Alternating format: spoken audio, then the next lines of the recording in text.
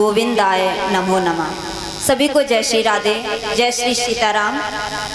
हम चाहते हैं कि आप लोग आज जिस पावन भूमि पर उपस्थित हैं और जिस अद्भुत गंगा में आप सब गोते लगा रहे हैं वो आपके ज़िंदगी के लिए बहुत बहुमूल्य है, अमूल्य है। तो आप सब बहुत सौभाग्यशाली हैं। मैं आप सभी को हार्दिक प्रणाम करती हूँ। मंच पीठिका पर उपस्थित हमारी बहन आदरणीय पिंकी दीदी जी, जो हमारे ही निकट के ये गांव की रहने वाली हैं, मैं उनको प्रणाम करती हूँ और हमारी बड़ी बहन की जैसी हैं, उनका आशीर्वाद चाहते हुए समस्त व्यास पीठिका को प्रणाम करती हूँ। आज हमारे सामने देख रहे हैं जो हमारे परीक्षित जी के रूप में विराजमान है, हमारे नाना श्री। और मेरा सौभाग्य है कि मैं उनकी देवती हूँ, क्योंकि वो 6वीं बार परीक्षित बन रहे हैं। तो आप सबका सौभाग्य, एक बार ताली बजा दें, ये सौभाग्य की बात है, जोरदार तेजी से। क्योंकि वो भागीरथ जी भले ही वो वाली गंगा लेके आए हों, लेकिन ये भागीरथ जी धन्य हैं जिन्होंने इतने सारे लोगों को इस गंगा में गोते लगाने का अवसर दिया है और 6वीं बार दिया है। तो आप सब भाग्यशाली हैं, हम सब भाग्यशाली हैं। मैं अपनी बात प्रारंभ करना चाहती हूँ कि आप सब लोग श्रीमद् भागवत कथा का रसपान कर रहे हैं। मेरा नाम शिवालिनी यादव है और मैं करहल से आप सभी के बीच आई हूँ।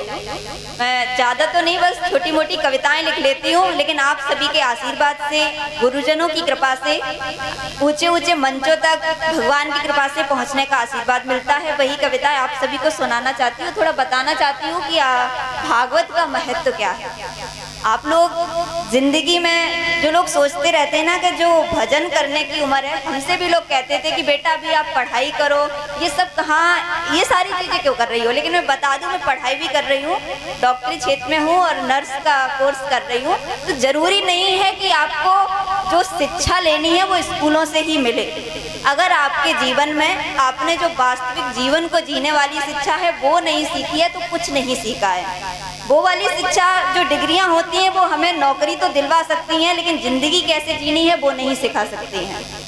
जिंदगी को जीने के लिए एक मंत्र की आवश्यकता होती है जो हमें गुरु से मिलता है, जिसके माध्यम से एक बार मैंने देखा था कि एक चींटी थी, वो काफ़ी देर से चली जा रही थी, लेकिन जैसे ही वो आगे बढ़ती थी तो वो गिर जाती थी, कहीं पानी होता था तो वो उसमें डूब जाती थी। मैंने देखा, तभी मेरा एक छोटा भाई था, उसने वहाँ पे एक पत्थर डाल दिया और उसने उस चींटी को पत्ते के ऊपर बिठा दिया। पत्ता तैरता गया और चींटी अपने आप उस पार पहुँच गई। तो छोटे से भाई से मैंने सीखा, तो मुझे लगा कि जीवन में गुरु का महत्व उस पत्ते की तरह है, कथा भागवत का, सत्संग का महत्व उस पत्ते की तरह है। जैसे हम भव सागर को इतनी आसानी से पार नहीं कर सकते, उस भव सागर को गुरु के माध्यम से, सत्संग के माध्यम से, कीर्तन के माध्यम से बहुत आसानी से पार कर लेंगे। जीवन मृत्यु के झंझटों में फंसे रहने से अच्छा है कि भगवान का नाम लो। और जो लोग कहते हैं ना कि बुढ़ापे में भजन करेंगे, अच्छा ये बताइए, जब आप किसी पुष्प को, फूल को तोड़ते हैं तो आपको कैसा पुष्प पसंद होता है? जो ताजी खिला हो वो या मुरझाया हुआ? कौन सा पसंद होता है? ताजी खिला हुआ। तो फिर आप अपनी मुरझाई हुई जिंदगी भगवान को देके कहेंगे कि भगवान हमें ये दिलवा दो, वो दिलवा दो, ऐसी उन्नति करवा दो, तो कहाँ से मिलेगी? नहीं मिलेगी ना। और सत्संग के लिए, अच्छे कार्यों के लिए वक्त मिलता नहीं है, क्योंकि हमारी दीदी ने आपको एक कथा सुनाई होगी गज और गिराह की, जिसमें आपने सुना होगा कि जो मगरमच्छ था उसने हाथी का पैर पकड़ लिया था और वो हाथी तब तक संसार के लोगों को बुलाता रहा जब तक उसके अंदर बचने की संभावना रही। उसने सबको बुला लिया, अंत में उसने देखा कि किसी ने नहीं सुनी थी। उसको किसने पकड़ा था? मगर ने। उस मगर ने ही तो हमको पकड़ रखा है। कैसे? अभी में रास्ते में आते हैं, आप लोगों ने कहा होगा, अपने पड़ोसियों से कहेंगे कि चलो कथा सुनाते हैं, वो क्या कहेंगे? चलते तो मगर आज ये काम है।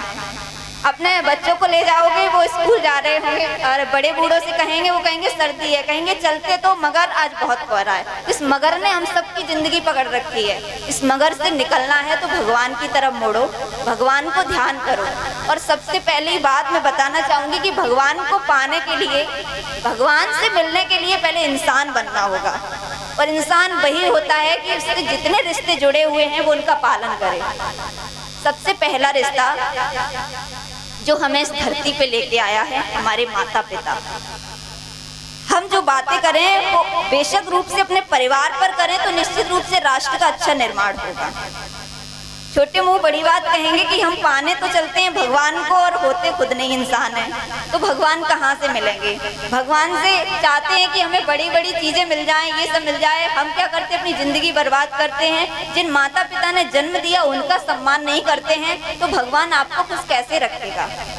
जो माता पिता आपको इस धरती पे लेके आए, माताएं कहती हैं, अभी सीता और राम जी के विवाह की बात हुई तो वहां पे देखा कि राम जी को सीता मिली। कितनी माताएं हैं जो चाहती हैं कि उनके घर में जो बहू आए वो सीता जैसी हो। कितनी माताएं हैं, सब चाहते हैं ना।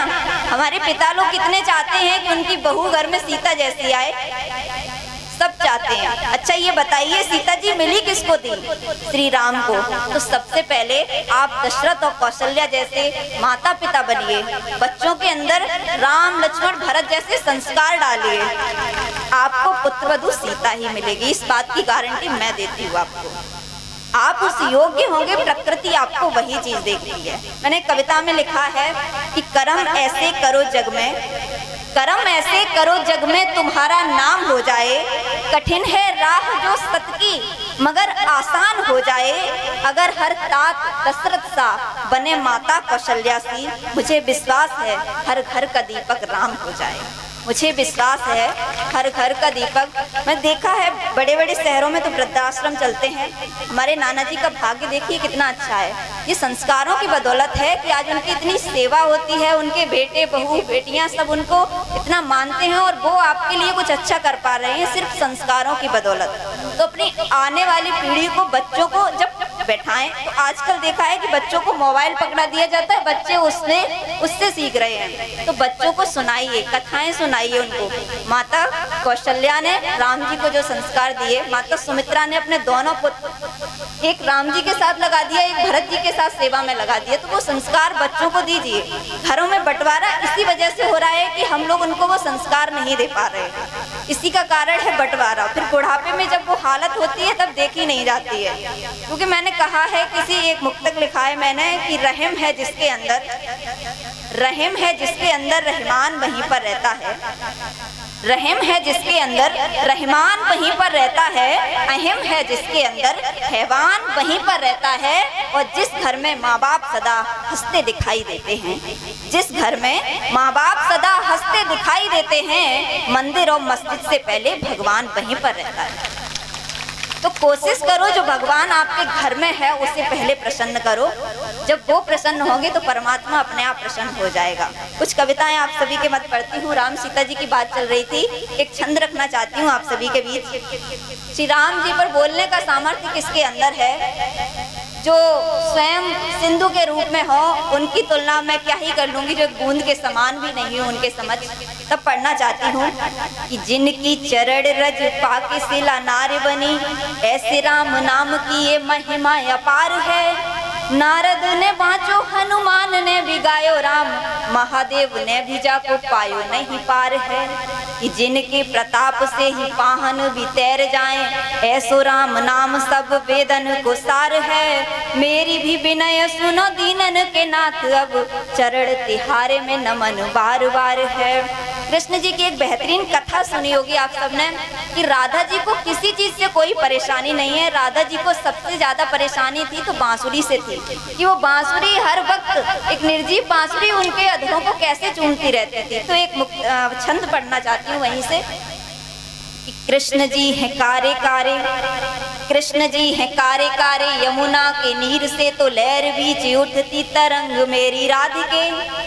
कृष्ण जी हैं कारे कारे, यमुना के नीर से तो लहर बीच उठती तरंग मेरी राधिके। राधे रानी आधिंगर श्याम के बगैर है तो कृष्ण के बसी हैं अंग अंग मेरी राधिके। कृष्ण के बसी हैं अंग अंग मेरी राधिके। राधे कहो कृष्ण कहो, कृष्ण को या राधे कहो, राधे कहो कृष्ण कहो, कृष्ण को या राधे कहो। जहाँ जाते श्याम संग संग मेरी राधिके। और सब कछु ठीक लागे दोनों के बीच में, सौतन सी बांसुरी से तंग मोरी राधिके। सौतन सी बांसुरी से तंग मोरी राधिके। मैंने देखा है कि लोग कहते हैं कि मैंने भगवान को नहीं देखा है। हमारे जो भाई बहन हमारी उम्र के बैठे हुए, मैं उनसे एक बात कहना चाहूँगी, आप भगवान को देखने का सामर्थ्य रखो, भगवान आपको दिखाई देंगे। आप अपने घर में आपने श्री रामचरितमानस की कथाएं सुनी है। यहाँ पे अगर हम वो दौर ले आए कि प्रातः काल उठ के रघुनाथा, माता पिता गुरु नावे माथा। आजकल प्रणाम करना तो दूर, तब तो माथा झुका करके प्रणाम करते थे, दंडवत होकर के प्रणाम करते थे। आजकल कौन प्रणाम करता है? तो एक बात कहना चाहूँगी वहाँ पर कि आप सब उस चीज़ को लेके आइए। हमारे भाई बहने, जब कथा सुनते हो, कुछ सुनते हो तो उससे एक चीज़ सीखो।